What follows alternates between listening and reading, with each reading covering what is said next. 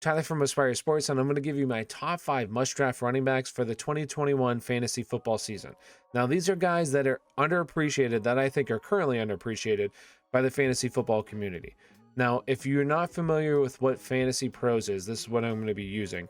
Basically, it takes like all the top fantasy experts in the field, compiles all their rankings, and divides it and gives you the average, right, of all the players. So I'm going to give you the guys that I think are being underappreciated by them currently.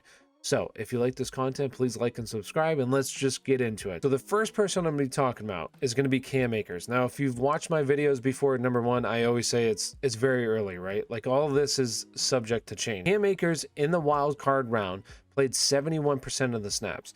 In the divisional round, he played 96% of the team snaps. So I think he is their featured back, right? I'm not really worried about Darrell Henderson. I know he was hurt during this, but I think next year Cam Akers is going to be the guy. This is a team that is built to run the football, that kind of flows through their running back, right? They do a lot of play action passes. So the running back is the key to this offense. Sean McVay, one of the smarter minds in football, maybe the smartest mind in terms of offensive football. So I think that he knows Cam Akers' talent. They just kind of waited to bring him on. Next year, he'll be fully unleashed. I think he can easily get into the top 10.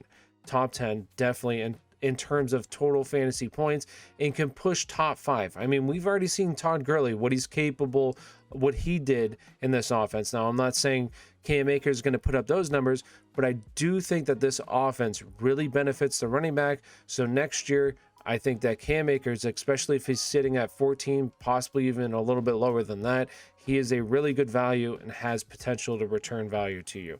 So Cam Akers, the first person. And the second running back that I'm going to be talking about is going to be James Robinson. So currently, James Robinson is running back number 21. I mean, maybe I missed something. I know that they did hire Urban Meyer. Now, I'm not sure how the offense really works with him as their head coach, right? We'll see who their OC is, and we'll see what the beat reporters are saying during the offseason, leading up to training camp and everything, who the guy is.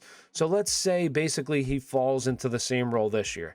Prior to his injury, he was running back number 4 in fantasy football, and he was 3rd in terms of rushing yards. So this is a team that I don't think offensively can get much worse than last year. They were pretty bad, right? So a team that was pretty bad and he did pretty well on only gets better.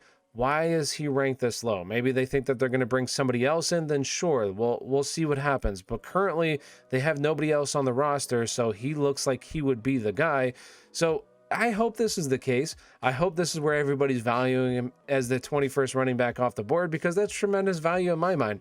A guy that was number 4 in his position before he got hurt in week 15, that's his ceiling, and you're getting him as running back number 21. Sign me up all day. I do think he'll probably shoot up the draft boards a little bit. We'll see what happens, but for right now, running back 21, it's a bit questionable. I'd gladly take him there, though. In the third running back that I'm going to be talking about is going to be Ronald Jones. He's currently running back number 25. Now, this largely depends on what happens with Leonard Fournette, and if, say, Leonard Fournette goes somewhere else and they bring in somebody. As long as it is Keyshawn Vaughn and Ronald Jones in this backfield, then yes, I do like Ronald Jones a lot. And Ronald Jones this year, when he played over 50% of the snaps, he averaged 18.8 fantasy points per game. Now, this was only in 5 games, right? So it's a small sample size. But if we spread that across the season, that ranks as running back number 5, okay? So I'm not saying he has top 5 potential, but I do think he can definitely finish as a back-end RB1 in a full season, as long as he's playing right around 60% of the snaps. And, you know, in this range here, we start to build up some of the question marks with some of these running backs. So we're looking for the guys who can be an RB number 1, and Ronald Jones fits that, as long as he is the guy, which I think next year he will be the guy. And if Brady's there, let's hope Brady doesn't retire on top. If Brady's there and nobody else is kind of there to challenge him, then yes, I do think Ronald Jones can be a back-end RB1. So Ronald Jones, number 3. And coming in as my running back number 4 is going to be A.J. Dillon. A.J. Dillon is currently ranked as running back number 29, and he basically had one good game this year, right, against Tennessee. The rest of them, he didn't really do anything, right? He didn't get the opportunity like he did against Tennessee. 21 rushes, 124 yards, and 2 touchdowns. He looked really good in that game as well. Now, this depends on what happens with Aaron Jones. If Aaron Jones leaves through free agency, then I do think AJ Dillon moves up as well. We also have Jamal Williams, who is going to be a free agent this year as well. So what happens with him? I think out of those two, Jamal Williams would probably be the most likely to come back just because of money. He's not going to want as much as Aaron Jones.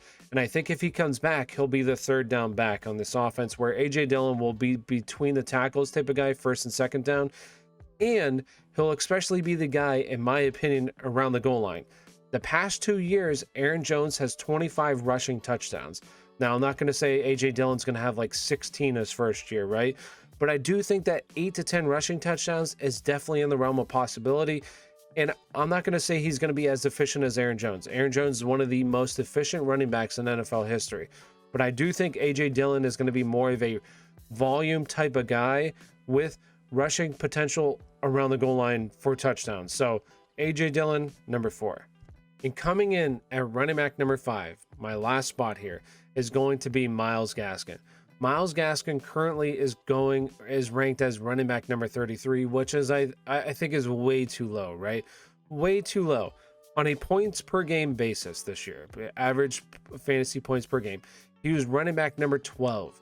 Running back number 12 this year, going at running back number 33. Like that to me is crazy. Unless they bring somebody else in, then sure, let's see what happens. But we thought when Salvin Ahmed and Myles Gaskin were both playing, like myself included, that they were going to split time. When that happened against the Raiders, right? That did not happen. He basically played like all of the snaps and had a very good game as well. So the only concern that I really have is who's going to come in with him? Do they bring somebody else in? And if they do, then obviously, sure, we don't like him as much. But if they don't, then he is the guy, and he was very good when he played this past season.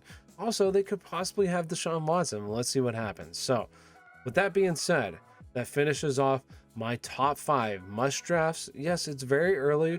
This will probably change as we get closer, but currently, my top 5 must drafts. So if you like this content, please like and subscribe. Follow us on Twitter.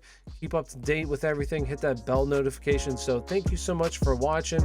There'll be more videos to come. Stay tuned. Thank you and have a great day.